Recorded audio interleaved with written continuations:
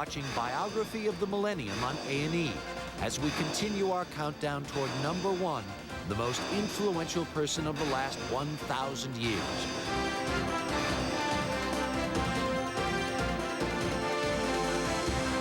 I think, therefore I am. Number 32, René Descartes, father of modern philosophy. But it's not just philosophy that earned him a place on our list. I think Descartes makes the top 100 easily. His contributions to mathematics are incalculable. X squared plus y squared equals z squared. That's Descartes. He was the first to describe a curve in space as a formula. It's called analytical geometry, and it's essential to every branch of science. He then used the scientific method to build a framework for philosophy. And what he says is that in the end, all I know is that I'm thinking. Whatever else may be true or not true, I, Descartes, am thinking. Since I'm thinking, therefore I exist.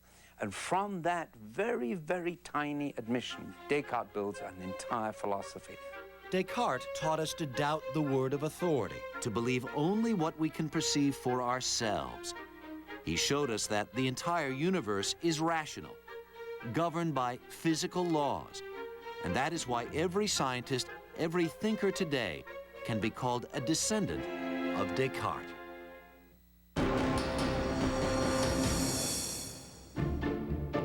The scientists who unlocked the secret of life and unraveled the structure of DNA are James Watson and Francis Crick.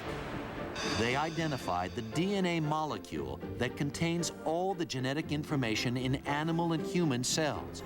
Their findings won them the Nobel Prize in 1962.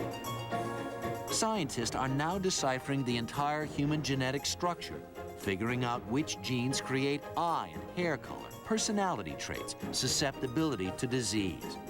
Watson and Crick's discovery has led to genetic engineering, from miracle cures to clones, like Dolly the sheep.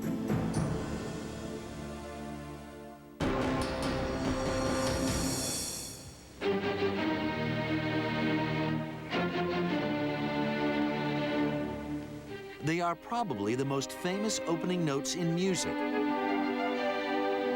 As insistent as a fist pounding on a door, the first 2 bars of the 5th Symphony, the work of number 30, the immortal Ludwig van Beethoven. As a child, Beethoven was abused and driven by his father to be the next Mozart. But he would be an imitation of no one. The young man was tempestuous, willful, electric. His music laid bare the raw tones of emotion, the fury and the passion of the human spirit. For me, power, musical power, is Beethoven. For the last 10 years of his life, Beethoven was totally deaf.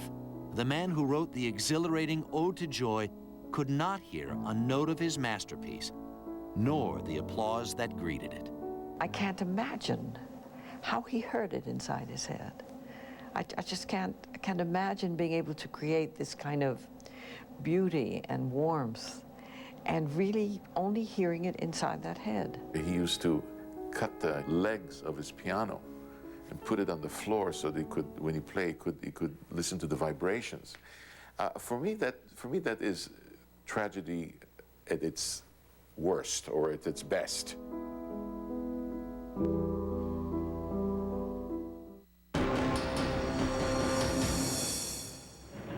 These rugged little tin Lizzies were made to order for an America itching to get up and go.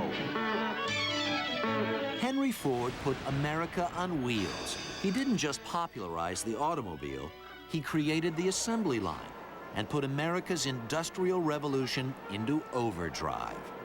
Between 1908 and 1927, Ford's Michigan factories turned out 15 million Model Ts, a simple car famous for being available in any color as long as it was black. He had a whole bunch of guys and pieces of the car moving along the production line. You could make cars very, very quickly that way. Very quickly, and cheaper by the dozen. Ford's booming sales built one of the greatest industrial empires in the world. He controlled everything needed to build his cars, from the rubber plantations for tires to the mills that made the steel bodies. And in just 20 years, the automobile helped transform a land of rural isolation into a nation on the move. I love to watch the TV game shows today.